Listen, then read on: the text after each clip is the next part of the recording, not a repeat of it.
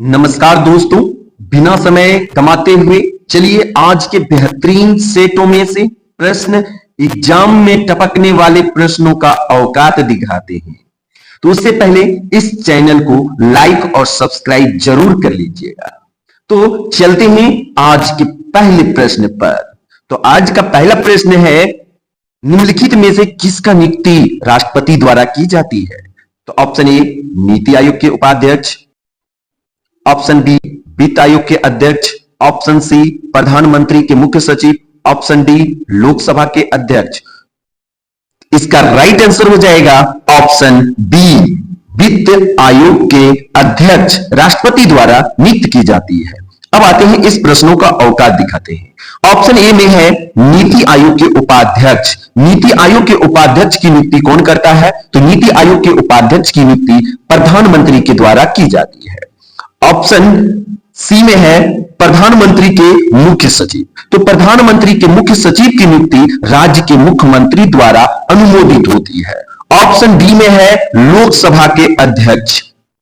तो option D में है लोकसभा के अध्यक्ष। तो ऑप्शन लोकसभा अध्यक्ष की नियुक्ति लोकसभा के सदस्यगण के द्वारा किया जाता है। तो आप जानते ही हैं कि लोकसभा के वर्तमान में अध्यक्ष कौन है? तो ओम बिरला है। लोकसभा के वर्तमान अध्यक्ष कौन है? तो ओम बिरला है। तो और प्रधानमंत्री की नियुक्ति कौन करते हैं? तो प्रधानमंत्री की नियुक्ति कौन करते हैं? तो भारत के राष्ट्रपति करते हैं। चलते हैं अगले प्रश्न पर। तो दूसरा प्रश्न कहता है, लोकसभा के अध्यक्ष को कैसे हटाया जा सकता है? ऑप्शन ए लोकसभा के तत्कालीन सदस्यों के विशेष बहुमत से पारित संकल्प के द्वारा, ऑप्शन बी प्रधानमंत्री की सिफारिश पर राष्ट्रपति द्वारा, ऑप्शन सी लोकसभा के उपस्थित सदस्यों के 2/3 बहुमत से पारित संकल्प के द्वारा, ऑप्शन डी में है संसदीय कार्य मंत्री को के सिफारिश पर राष्ट्रपति के द्वारा। तो इसका राइट आंसर हो जाएगा ऑप्शन ए, लोकसभा के तत्कालीन सदस्यों के विशेष बहुमत से पारित संकल्प के द्वारा लोकसभा के अध्यक्ष को हटाया जा सकता है। चलते हैं अब नेक्स्ट प्रश्न पर। तो अगला प्रश्न कहता है, बहुआयामी निर्धनता सूचकांक का संकेत नहीं है। तो ये बताना है बहुआयामी निर्धनता का सूचकांक का संकेत नहीं है। तो ऑप्शन ए में कहता है स्वच्छता, ऑप्शन बी है पेयजल, ऑप्शन सी में है बाल मृत्यु दर, ऑप्शन डी में है आय। तो इसका राइट आंसर हो जाएगा ऑप्शन डी, आय। अब आपके मन में चलता होगा कि बहुआयामी निर्धनता सूचकांक क्या होता है? तो बता देते हैं हम कि बहुआयामी निर्धनता सूचकांक होता है एक बड़ा आंकड़ा गरीबों के उच्च स्तर को इंगित करता है, बहुआयामी निर्धनता सूचकांक। ठीक है, चलते हैं अब अगले प्रश्न पर। तो यह प्रश्न कहता है, तुगलक काल में बिहार की राजधानी थी। बताइए, तुगलक काल में बिहार की राजधानी थी? तो option A Pataliputra, option B Gaya, option C Bihar Sharif, option D Bhagalpur. तो इसका राइट आंसर हो जाएगा ऑप्शन सी बिहार शरीफ। आपको मैं बता देना चाहता हूं, ऑप्शन ए में है पाटलिपुत्र। थोड़ी सी इसके बारे में चर्चा करते हैं। तो पाटलिपुत्र हर्यक वंश के शासक बिंबिसार के पुत्र अजातशत्रु ने पाटलिपुत्र को राजधानी बनाया था, जो कि पाटलिपुत्र मौर्य साम्राज्य की राजधानी पाटलिपुत्र थी। अब आते हैं तुगलक काल में। तो तुगलक काल में तुगलक वंश के संस्थापक कौन है? गयासुद्दीन तुगलक। तुगलक वंश के संस्थापक कौन है? गयासुद्दीन तुगलक। अब चलते हैं नेक्स्ट प्रश्न पर। तो प्रश्न कहता है, प्रकाश संश्लेषण के दौरान पैदा होने वाली ऑक्सीजन का स्रोत क्या है? ऑप्शन ए जल, ऑप्शन बी प्रकाश, option c carbon dioxide, option d chlorophyll. इसका राइट आंसर हो जाएगा ऑप्शन ए जल। तो जल के फैक्ट में थोड़ी सी बात कर लेते हैं हम। जल का अनुसूत्र क्या होता है? H2O होता है। और ये जब टूटता है प्रकाश संश्लेषण के दौरान, तो हाइड्रोजन और ऑक्सीजन में ये टूट जाता है। जब हाइड्रोजन और ऑक्सीजन में टूटता है, तो ये हाइड्रोजन पौधा जो है प्रकाश संश्लेषण के दौरान अपना ऊर्जा के रूप में यूज कर लेता है। और ऑक्सीजन जो है वायुमंडल में स्टोमाटा के जरिए रिलीज कर देता है। तो चलते हैं अगले प्रश्न पर। अगला प्रश्न कहता है, ऋग्वेद के 9वें मंडल का संबंध किस देवता से है? एग्जाम में बार बार कंफ्यूजन करने वाले प्रश्न है। ऋग्वेद के 9वें मंडल का संबंध किस देवता से है? Option a Agni, option b Varun, option c Indra, option d Som. तो इसका राइट आंसर हो जाएगा ऑप्शन डी सोम। इसके कुछ मुख्य फैक्ट के बारे में बात कर लेते हैं। अग्नि ऋग्वेद के प्रथम मंडल में 200 बार उल्लेखित है। दूसरा ऑप्शन है वरुण। वरुण ऋग्वेद के 7वें मंडल में है। ऑप्शन सी में है इंद्र। ऋग्वेद के दूसरे मंडल में 250 बार उल्लेखित है, जो कि सबसे अधिक बार ऋग्वेद में उल्लेखित है, इंद्र। तो चलते हैं अगले प्रश्न पर। अगला प्रश्न पूछ लिया, नेशनल हेराल्ड अखबार के संस्थापक निम्न में से कौन थे? तो ऑप्शन ए में है मोतीलाल नेहरू, ऑप्शन बी में है के एम पनिक्कर, ऑप्शन सी में है जवाहरलाल नेहरू, ऑप्शन डी में है सच्चिदानंद सिन्हा। तो इसका राइट आंसर हो जाएगा option C Jawaharlal Nehru. National Herald अखबार के संस्थापक जवाहरलाल नेहरू है। नेशनल हेराल्ड अखबार के लागू जो किया था वो मोतीलाल नेहरू ने किया था, जो कि मोतीलाल नेहरू के पुत्र जवाहरलाल नेहरू भारत के पहले प्रधानमंत्री रह चुके हैं। चलते हैं अब अगले प्रश्न पर। तो अगला प्रश्न है, प्राथमिक इंद्रधनुष में क्या होता है? तो ऑप्शन ए में है 2 बार अपवर्तन, 1 बार कुल आंतरिक परावर्तन। ऑप्शन बी में है 2 बार अपवर्तन और 2 बार कुल आंतरिक परावर्तन। ऑप्शन सी में है 1 बार अपवर्तन, 1 बार परावर्तन। ऑप्शन डी में है 1 बार अपवर्तन, 1 बार कुल आंतरिक परावर्तन। इसका राइट आंसर हो जाएगा ऑप्शन ए 2 बार अपवर्तन और 1 बार कुल आंतरिक परावर्तन।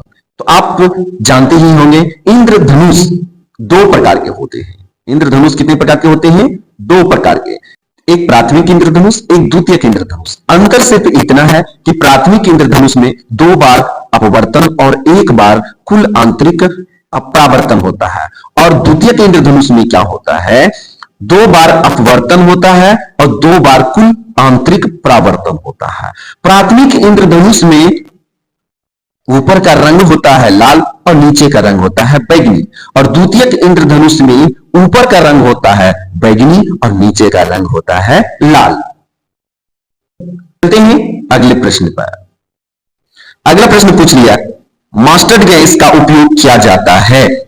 ऑप्शन ए ईंधन गैस के रूप में, ऑप्शन बी रासायनिक युद्ध में, ऑप्शन सी सरसों के तेल के स्रोत में, ऑप्शन डी निर्गंधीकरण के रूप में। इसका राइट आंसर हो जाएगा ऑप्शन बी रासायनिक युद्ध में। आइए थोड़ी सी चर्चा कर लेते हैं मस्टर्ड गैस में। मस्टर्ड गैस का सूत्र होता है C4H8Cl2S, जो कि ये सल्फर का यौगिक है। चलते हैं अब नेक्स्ट प्रश्न पर।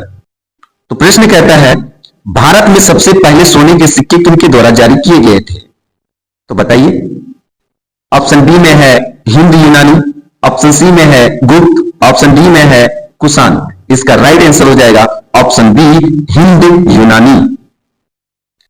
तो चलते हैं अगले प्रश्न पर। क्वेश्चन कहता है, सूची 1 एवं सूची 2 का सही मिलान करना है। सूची 1 में दिया गया है कुछ पुराने स्थलों का नाम, और सूची 2 में दिया गया है उसके खोजकर्ता। तो आइए मिलाते हैं सूची 1 को सूची 2 से। तो लोथल चला जाएगा रंगनाथ राव, क्योंकि लोथल के खोजकर्ता कौन है? रंगनाथ राव। ऑप्शन बी में है बनावली, तो बनावली के खोजकर्ता कौन है? तो बनावली के खोजकर्ता है रविंद्र सिंह विशिष्ट। ऑप्शन सी में है मोहनजोदड़ो, तो मोहनजोदड़ो की खोज करता है राखाल दास बनर्जी। ऑप्शन डी में है रोपड़, रोपड़ की खोज करता है यज्ञदत्त शर्मा। तो चलते हैं अगले प्रश्न पर। अगला प्रश्न कहता है, निम्न में से किसे अजात शत्रु के लोकप्रिय उपनाम से जाना जाता है? ऑप्शन ए में है जयप्रकाश नारायण, ऑप्शन बी में है जगजीवन राम, ऑप्शन सी में है कर्पूरी ठाकुर, ऑप्शन डी में है डॉक्टर राजेंद्र प्रसाद। इसका राइट आंसर हो जाएगा option D doctor Rajendra Prasad. चलते हैं अगले प्रश्न पर। अगला प्रश्न पूछ लिया गया है, शक्ति के पृथक्करण का सिद्धांत निम्नलिखित में से किस राजनीतिक विचारक ने दिया? तो ऑप्शन ए में है जॉन मार्शल, ऑप्शन बी में है रूसो, ऑप्शन सी में है मॉन्टेस्क्यू, ऑप्शन डी में है कार्ल मार्क्स। तो शक्ति के पृथक्करण का सिद्धांत किसने दिया है? मॉन्टेस्क्यू। इसलिए इसका राइट आंसर हो जाएगा ऑप्शन सी, मॉन्टेस्क्यू। चलते हैं अगले प्रश्न पर। तो अगला प्रश्न कहता है निम्नलिखित में से किस मुख्य न्यायाधीश ने राष्ट्रपति के रूप में भी कार्य किया है? Option A justice M Hidayatullah, option B में है justice J C Shah, option C में है justice M M Sikri, option D में है जस्टिस पी एन भगवती। इसका राइट आंसर हो जाएगा option A justice M Hidayatullah. आइए जस्टिस एम हिदायतुल्लाह के बारे में थोड़ी सी बात कर लेते हैं। तो जस्टिस एम हिदायतुल्लाह 20 जुलाई से 24 अगस्त 1969 में जो है अपने राष्ट्रपति पद पर रहा था, मात्र 35 दिन तक। तो चलते हैं अगले प्रश्न पर। तो अगला प्रश्न कहता है लोक लेखा समिति अपनी रिपोर्ट निम्नलिखित में से किससे प्रस्तुत करती है? तो बताना है। ऑप्शन ए संसदीय मामलों के मंत्री को, ऑप्शन बी भारत के राष्ट्रपति को, ऑप्शन सी राज्य के सभापति को, ऑप्शन डी लोकसभा के अध्यक्ष को। इसका राइट आंसर हो जाएगा ऑप्शन डी लोकसभा अध्यक्ष को।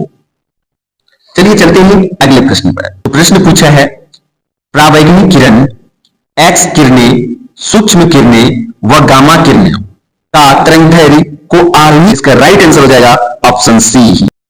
तो चलते हैं अगले प्रश्न पर। तो प्रश्न पूछ लिया है बिहार में कैदियों द्वारा नंगी हड़ताल किस आंदोलन के दौरान किया गया? तो ऑप्शन ए में है स्वदेशी आंदोलन, ऑप्शन बी में है असहयोग आंदोलन, ऑप्शन सी में है सवनीय अवज्ञा, ऑप्शन डी में है भारत छोड़ो आंदोलन। तो इसका राइट आंसर हो जाएगा ऑप्शन सी सवनीय अवज्ञा आंदोलन। आइए इसमें उपस्थित फैक्ट के बारे में बात कर लेते हैं थोड़ी सी। पहला है स्वदेशी आंदोलन। तो स्वदेशी आंदोलन 7 अगस्त 1905 को कलकत्ता के टाउन हॉल से शुरू हुआ था। ऑप्शन बी में है असहयोग आंदोलन। असहयोग आंदोलन 1920 ईस्वी में, 1920 में। और सवनीय अवज्ञा आंदोलन, सवनीय अवज्ञा आंदोलन कब चला था? तो 1930 में। सवनीय अवज्ञा आंदोलन 1930 में। भारत छोड़ो आंदोलन तो आप लोग जानते ही हैं कि 8 अगस्त 1942 को। चलते हैं अगले प्रश्न पर। अगला प्रश्न पूछ लिया है अस्थायी बंदोबस्त के अंतर्गत आने वाले क्षेत्रों में निम्न में से कौन शामिल नहीं है? बताइए। ऑप्शन ए में है बंगाल, ऑप्शन बी में है उड़ीसा, ऑप्शन सी में है सिंध, ऑप्शन डी में है असम। इसका राइट आंसर हो जाएगा ऑप्शन सी सिंध, ये शामिल नहीं है। आइए थोड़ी सी बात कर लेते हैं अस्थायी बंदोबस्त के बारे में। तो अस्थायी बंदोबस्त लॉर्ड कॉर्नवालिस ने 1973 में जमींदार किसानों से 10/11 भाग वसूली करते थे और खुद किसान को मात्र 1/11 भाग रखने को देते थे। चलते हैं अगले प्रश्न पर। अगला प्रश्न है अगस्त घोषणा निम्न में से किसके द्वारा की गई है? तो अगस्त घोषणा किसके द्वारा की गई बताइए। ऑप्शन ए में है लॉर्ड लिनलिथगो, ऑप्शन बी में है लॉर्ड इरविन, ऑप्शन सी में है लॉर्ड मॉन्टेग्यू, ऑप्शन डी में है मोहम्मद अली जिन्ना। इसका राइट आंसर हो जाएगा ऑप्शन ए लॉर्ड लिनलिथगो। लॉर्ड लिनलिथगो का कार्य स्टार्टिंग किया था इसने 1939 में। लॉर्ड इरविन तो आप जानते ही हैं 1926 से 1931 तक रहा था। और लॉर्ड मॉन्टेग्यू की घोषणा 20 अगस्त 1917 ईस्वी में किया था। और मोहम्मद अली जिन्ना, इसका तो जानते करते हैं कि मोहम्मद अली जिन्ना 1913 से 1947 तक पाकिस्तान के लिए काफी कड़ी कसम किया था। तो चलते हैं अगले प्रश्न पर। अगला प्रश्न कहता है मिलान कीजिए। तो सूची 1 सूची 2 से मिलान करना है। तो आइए मैग्नीशियम, ऑप्शन ए में है मैग्नीशियम, तो मैग्नीशियम चला जाएगा टैल्क 4 में है। पोटेशियम, पोटेशियम चला जाएगा नाइटर, नाइटर में है। कैल्शियम, कैल्शियम चला जाएगा फास्फोराइड में, फास्फोराइट। ऑप्शन डी में है मैग्नीज, मैग्नीज चला जाएगा पायरोल्यूसाइट में। चलते हैं अगले प्रश्न पर। अगला प्रश्न कहता है द वे आउट पैम्पलेट किसके द्वारा प्रकाशित किया गया है? ऑप्शन ए में है महात्मा गांधी, ऑप्शन बी में है चौधरी अहमद अली, ऑप्शन सी में है सी राजगोपालाचारी, ऑप्शन डी में है मोहम्मद अली जिन्ना। तो इसका राइट आंसर हो जाएगा सी राजगोपालाचारी। चलते हैं नेक्स्ट प्रश्न पर। प्रथम अंग्ल मराठा युद्ध किस संधि के साथ समाप्त हुआ? ऑप्शन ए में है पुरंदर की संधि, ऑप्शन बी में है सालबाई की संधि, ऑप्शन सी में है वेसिन की संधि, ऑप्शन डी में है सूरत की संधि। इसका राइट आंसर हो जाएगा ऑप्शन बी सालबाई की संधि। सालबाई की संधि के द्वारा प्रथम आंग्ल मराठा युद्ध की समाप्ति हुई थी और शुरुआत सूरत की संधि के साथ हुआ था। चलते हैं अगले प्रश्न पर। अगला प्रश्न कहता है नादिर शाह का आक्रमण किस मुगल बादशाह के काल में हुआ था?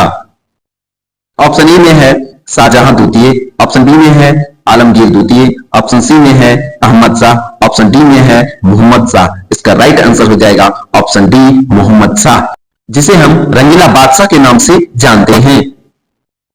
चलते हैं अगले प्रश्न पर। अगला प्रश्न कहता है किस कांग्रेस सत्र में कार्यकारी कमेटी को सविनय अवज्ञा आंदोलन का प्रारंभ करने का अधिकार दिया गया था?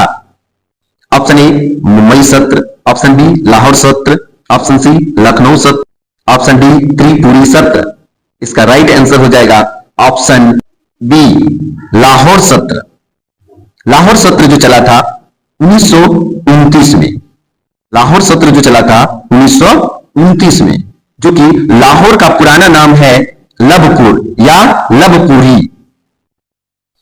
और सविनय अवज्ञा आंदोलन, सविनय अवज्ञा आंदोलन जो चला था ये कब चला था? 1930 में। चलते हैं अगले प्रश्न पर। अगला प्रश्न कहता है जी का मान सबसे कम या शून्य होता है? ऑप्शन ए भूमध्य रेखा पर, ऑप्शन बी पृथ्वी के केंद्र में, ऑप्शन सी ध्रुवों पर, ऑप्शन डी इनमें से कोई नहीं। इसका राइट आंसर हो जाएगा ऑप्शन बी पृथ्वी के केंद्र में जी का मान शून्य या सबसे कम होता है। सबसे अधिक होता है कहां होता है? ध्रुवों पर। ऑप्शन सी में जो है ध्रुवों पर सबसे अधिक जी का मान होता है। चलते हैं अगले प्रश्न पर। अगला प्रश्न कहता है द्रव्यमान दुगुना करने से गतिज ऊर्जा पर क्या प्रभाव पड़ता है? बहुत अच्छा क्वेश्चन है, बताइए आंसर इसका। ऑप्शन ए कहता है दुगुना, ऑप्शन बी में है आधा, ऑप्शन सी में है चौथा, ऑप्शन डी में है तिहाई। तो इसका राइट आंसर हो जाएगा ऑप्शन ए दुगुना। यदि द्रव्यमान को दुगुना किया जाए तो उसकी गतिज ऊर्जा में कोई प्रभाव नहीं पड़ेगा, क्योंकि गतिज ऊर्जा बराबर फॉर्मूला होता है 1/2 mv²। यदि द्रव्यमान को दुगना किया जाए तो इसमें कोई प्रभाव नहीं पड़ेगा, सिर्फ जो किया जाएगा वही होगा। इसलिए यहां द्रव्यमान को दुगना किया जा रहा है, इसलिए इसका राइट आंसर हो जाएगा गतिज ऊर्जा भी दुगना हो जाएगा। इसलिए राइट आंसर हो जाएगा इसका दुगना, ऑप्शन ए। चलते हैं अगले प्रश्न पर। तो चलिए चलते हैं अगले प्रश्न पर। अगला प्रश्न कहता है मंदिर निर्माण कला का जन्म किस काल में हुआ? ऑप्शन ए मौर्य काल, ऑप्शन बी मौर्योत्तर काल, ऑप्शन सी गुप्त काल, ऑप्शन डी कुषाण काल। इसका राइट आंसर हो जाएगा ऑप्शन सी गुप्त काल। चलिए चलते हैं अगले प्रश्न पर। अगला प्रश्न कहता है मेगास्मिथ के अनुसार मौर्यकालीन समाज में किस वर्ग का अस्तित्व नहीं था? ऑप्शन ए सभासद, ऑप्शन बी अहीर, ऑप्शन सी ब्राह्मण, ऑप्शन डी सैनिक। इसका राइट आंसर हो जाएगा ऑप्शन सी ब्राह्मण। चलिए चलते हैं अगले प्रश्न पर। अगला प्रश्न कहता है प्रच्छन्न या छिपी हुई बेरोजगारी का अर्थ है? ऑप्शन ए श्रमिकों की उत्पादकता कम है, ऑप्शन बी वैकल्पिक रोजगार उपलब्ध नहीं है, ऑप्शन सी काम के बदले उचित मजदूरी नहीं मिल रही है, ऑप्शन डी श्रमिक की सीमांत उत्पादकता शून्य। राइट आंसर हो जाएगा इसका ऑप्शन डी श्रमिक की सीमांत उत्पादकता शून्य।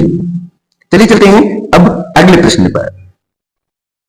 तो अगला प्रश्न कहता है प्रसिद्ध महाकालेश्वर मंदिर किस नदी के किनारे स्थित है?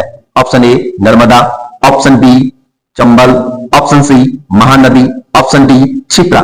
इसका राइट आंसर हो जाएगा ऑप्शन डी क्षिप्रा। चलिए चलते हैं अगले प्रश्न पर। अगला प्रश्न कहता है निम्नलिखित में से कौन घुमक्कड़ जनजाति नहीं है?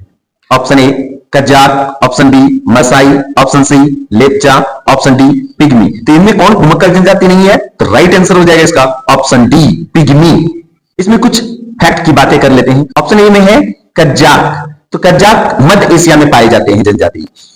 ऑप्शन बी में है मसाई। मसाई जनजाति तंजानिया और केन्या में पाई जाती है। और लेप्चा, लेप्चा से आप लोग प्रसिद्ध ही हैं, जानते ही हैं, लेप्चा जनजाति प्रसिद्ध है। लेप्चा जनजाति पाई जाती है सिक्किम में। कहां पाई जाती है? सिक्किम में। और पिग्मी जनजाति दक्षिण अफ्रीका के कांगो बेसिन में पाई जाती है। पिग्मी जनजाति जो कि घुमक्कड़ जनजाति ये नहीं है। चलिए चलते हैं अब अगले प्रश्न पर। अगला प्रश्न कहता है 2011 की जनगणना के अनुसार निम्नलिखित जनजातियों में कौन सबसे बड़ा है? इसका राइट है option a Bhil, option b Gond, option c Santhal, option d मैकदा। राइट आंसर हो जाएगा ऑप्शन ए, सबसे बड़ा जनजाति है भील, जो कि कुल जनजातियों का 38% पाए जाते हैं। और सबसे छोटी जनजाति बात की जाए तो टोडो जनजाति सबसे छोटी जनजाति है। चलते हैं अगले प्रश्न पर। अगला प्रश्न कहता है शीत ऋतु में भारत के उत्तरी भाग में वर्षा होती है। ऑप्शन ए दक्षिण पश्चिम मानसून से, ऑप्शन बी पश्चिमी विक्षोभ से, ऑप्शन सी बंगाल की खाड़ी के मानसून से, ऑप्शन डी लौटते हुए मानसून से। इसका राइट आंसर हो जाएगा ऑप्शन बी पश्चिमी विक्षोभ से। चलते हैं अगले प्रश्न पर। अगला प्रश्न कहता है निम्नलिखित में कौन सी नदी भूमि बंधित है? Option A Ganga, option B Luni, option C Kaveri, option D Kosi. तो राइट आंसर हो जाएगा ऑप्शन बी लूनी। आइए इसमें कुछ फैक्ट की बात कर लेते हैं। गंगा जानते ही हैं भारत की सबसे लंबी नदी और राष्ट्रीय नदी और पवित्र नदी है, जिसकी लंबाई 2525 किलोमीटर है। बिहार में तबाही मचाने वाली नदी कोसी है, जिसे हम बिहार की शोक नदी के नाम से जानते हैं। अगला प्रश्न कहता है निम्न में कौन सा भारत में निर्वनीकरण का प्रभाव नहीं है? ऑप्शन ए मृदा अपरदन, ऑप्शन बी शहरीकरण, ऑप्शन सी में है जैव विविधता में ह्रास, ऑप्शन डी में है हिमालय में जल स्रोतों का सूखना। राइट आंसर हो जाएगा ऑप्शन बी। चलते हैं अब अगले प्रश्न पर। अगला प्रश्न है कार्बन क्रेडिट की शुरुआत कहां से हुई है? दमदार क्वेश्चन है। Option a Montreal protocol, option b Kyoto protocol, option c पृथ्वी सम्मेलन, ऑप्शन डी यूएनओ सम्मेलन। इसका राइट आंसर हो जाएगा ऑप्शन बी क्योटो प्रोटोकॉल। चलते हैं अब अगले प्रश्न पर। अगला प्रश्न कहता है सुमेलित करें सूची 1 से सूची 2 में। ऑप्शन ए में दिया हुआ है धोवन सोडा। धोवन सोडा चला जाएगा आपका 3 में Na2CO3 10H2O। और खाने वाला सोडा चला जाएगा आपका NaHCO3 में। व्यंजक चूर्ण चला जाएगा आपका CaOClCl। प्लास्टर ऑफ पेरिस चला जाएगा आपका A में CaSO4 का होल 2H2O में। चलिए चलते हैं अब अगले प्रश्न पर। अगला प्रश्न कहता है निम्नलिखित में से किस रंग का परिकर्णन सबसे ज्यादा होता है? ऑप्शन ए लाल, ऑप्शन बी नीला, ऑप्शन सी पीला, ऑप्शन डी बैगनी। इसका राइट आंसर हो जाएगा ऑप्शन डी बैगनी। सबसे ज्यादा परिकीर्णन होता है और सबसे कम लाल का होता है। चलिए चलते हैं अगले प्रश्न पर। अगला प्रश्न कहता है हाइड्रोलिक ब्रेक किस नियम पर आधारित होता है? ऑप्शन ए में है बर्नौली नियम पर, ऑप्शन बी में है पास्कल का नियम पर, ऑप्शन सी में है आर्किमिडीज के सिद्धांत पर, ऑप्शन डी में है स्कोटस के नियम पर। तो इसका राइट आंसर हो जाएगा ऑप्शन बी पास्कल के नियम पर। चलिए चलते हैं अब अगले प्रश्न पर। अगला प्रश्न कहता है रेडियो एक्टिविटीता की खोज किसने की है? ऑप्शन ए में है मैडम क्यूरी, ऑप्शन बी में है पेरी क्यूरी, ऑप्शन सी में है हेनरी बैकुलर, ऑप्शन डी है रदरफोर्ड। इसका राइट आंसर हो जाएगा ऑप्शन सी हेनरी बैकुलर। चलिए चलते हैं अब अगले प्रश्न पर। और आज का अंतिम प्रश्न कहता है ज्वार पैदा करने वाला बल निम्नलिखित में से किन दो बलों के बीच अंतर है? ऑप्शन ए में कोरियोलिस बल तथा गुरुत्वाकर्षण खिंचाव, ऑप्शन बी में है जेट स्ट्रीम एवं घर्षण बल, ऑप्शन सी में है चुंबकीय दबाव एवं तथा ऊंचाई, ऑप्शन डी में है गुरुत्वाकर्षण खिंचाव तथा केंद्र त्यागी बल। इसका राइट आंसर हो जाएगा ऑप्शन डी गुरुत्वाकर्षण खिंचाव तथा केंद्र त्यागी बल। अब इस सेट से विदा लेने की बारी आ गया है, तो इस सेट से विदा लेते लेते हम पहले इस चैनल को लाइक और सब्सक्राइब कर लेंगे। बाय।